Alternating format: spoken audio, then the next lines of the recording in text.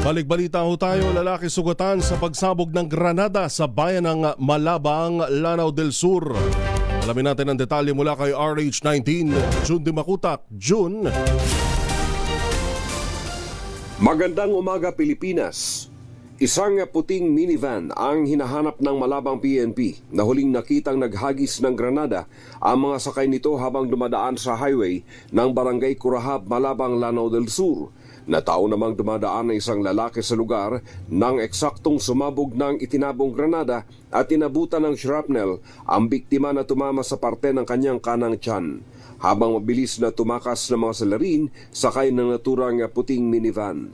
Kinilala ng Malabang PNP ang biktima sa palayaw nitong Sally, 22 years old, may asawa, isang driver at residente ng Barangay San Jose, Abad Santos, Malabang, Lanao del Sur.